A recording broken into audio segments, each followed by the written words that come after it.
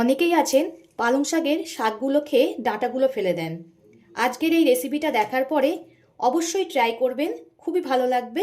আজকের এই রেসিপিটা দেখার পরে আর পালং শাকের ডাঁটা ফেলে দিতে ইচ্ছা করবে না, এই রেসিপিটাই বানাতে ইচ্ছা করবে। এত সুন্দর লাগে রেসিপিটা খেতে। আর ডাঁটাগুলো দেখুন কত মোটা মোটা। ডাঁটাগুলো কেটে নেব, একটু লম্বা লম্বা করেই কাটবো। যেহেতু শাকগুলো খুবই নরম ছিল, একদম কচি ছিল, এবার মাঝখান থেকে অল্প অল্প করে চিড়ে নেব।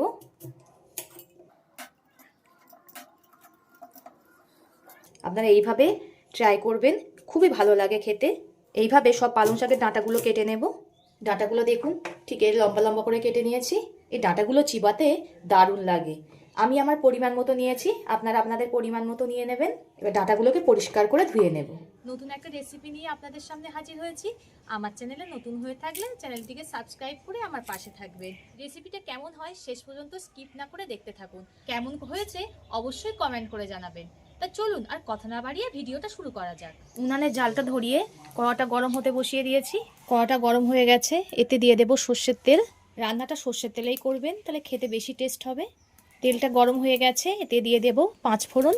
ফোড়ন থেকে সুন্দর একটা মিষ্টি গন্ধ বেরালে কেটে রাখা গাজরগুলো দিয়ে দেব। গাজরগুলো আমি লম্বা লম্বা করে কেটে নিয়েছি। এখানে একটা বড় সাইজের গাজর কেটে নিয়েছি।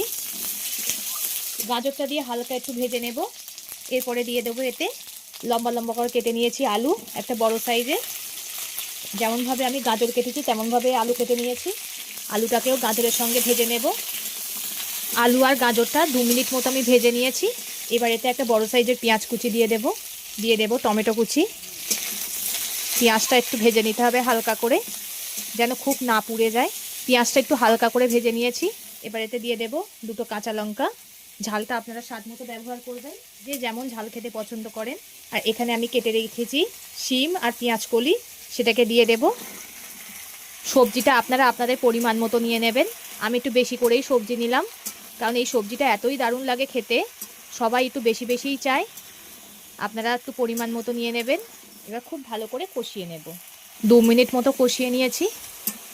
শীতের যে কোনো সবজি খেতে খুবই ভালো লাগে। এবার পালং শাকের ডাঁটাগুলো দিয়ে দেব। আপনারা এই রেসিপিটা একবার বানিয়ে দেখবেন। পালং শাকের ডাঁটা থাকলে তখন মনে হবে এই রেসিপিটাই বানাই, এত দারুণ লাগে এটা খেতে। একবার হলেও ট্রাই করে দেখবেন। আবারও সব কিছুর সঙ্গে পালং শাকের ডাঁটাটা কষিয়ে নিতে হবে। পরিমাণ মতো লবণ দিয়ে দিলাম। লবণটা দেওয়ার ফলে সব কিছুই খুব সুন্দর নরম হয়ে আসবে, আর কষাটাও খুবই সুন্দর হবে। আপনারা কে কোথা থেকে দেখছেন কমেন্ট করে জানাবেন। আপনাদের সুন্দর সুন্দর কমেন্ট করতে আমার খুবই ভালো লাগে। আমি হাই হিটে 10 মিনিট মতো খুব ভালো করে কষিয়ে নিয়েছি। সব কিছুই দেখুন কত সুন্দর গলে গেছে। এবার এতে দিয়ে দেব 4 চামচের 1 চামচ আদা বাটা, দিয়ে দেব পরিমাণ মতো হলুদ গুঁড়ো। আবারও কষিয়ে নিতে হবে। আবারও একটু খুব ভালো করে কষিয়ে নেব। দেখে বুঝতেই পাচ্ছেন সব কিছু কতটা সুন্দর কষে এসছে। ভাত, রুটি, পরোটা যে কোনো কিছু দিয়েই এটা খাওয়া যেতে পারে। সব কিছু দিয়েই খুবই ভালো লাগবে খেতে। আমার সব কিছুই সুন্দর কষানো হয়ে গেছে। এবার এতে দিয়ে দেব 4 চামচের 2 চামচ সাদা সর্ষে বাটা। আপনারা চাইলে কালো সর্ষেও দিতে পারেন। কালো সর্ষে দিলে তখন একটু ছেঁকে দিতে হবে ছাঁকনিতে। সর্ষে বাটা দিয়ে একটু হালকা নেড়ে চেড়ে নেব। কালো সর্ষের খোলা যেহেতু মোটা হয়, তাই একটু যখন দেবেন একটু ছেঁকে দেবেন। সর্ষে বাটা দিয়ে 1 মিনিট মতো একটু কষিয়ে নিয়েছি। এবার এতে পরিমাণ মতো জল দিয়ে দেব। খুব একটা বেশি জল দেওয়ার দরকার নেই, যেহেতু সবজিগুলো সব গলে গেছে, তাই আমি এখানে অল্প করেই জল দিলাম। এবার ঝোলটাকে ফুটতে দেব। ঝোলটা ফুটে সব কিছু দেখুন সুন্দর সেদ্ধ হয়ে গেছে, একটা মাখো মাখো ব্যাপার চলে এসছে। এটা কিন্তু দারুণ লাগে খেতে। এবার এতে দিয়ে দেব 4 চামচের 1/2 চামচ আখের গুড়।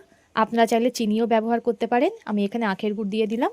মিষ্টিটা আপনারা আপনাদের স্বাদ মতো ব্যবহার করবেন। আবার একটু ফুটিয়ে নেব। ভিডিওটা এতক্ষণ ধরে ধৈর্য ধরে দেখার জন্য অসংখ্য ধন্যবাদ। এইভাবে আপনারা সাপোর্ট করবেন। আপনারা সাপোর্ট না করলে আমি কখনোই এগিয়ে যেতে পারবো না। এমন নতুন নতুন রেসিপি পাওয়ার জন্য আমার চ্যানেলটিকে সাবস্ক্রাইব করে রাখবেন আর আমার পাশে থাকবেন। পরবর্তী ভিডিওতে আপনাদের সঙ্গে আবার দেখা হচ্ছে।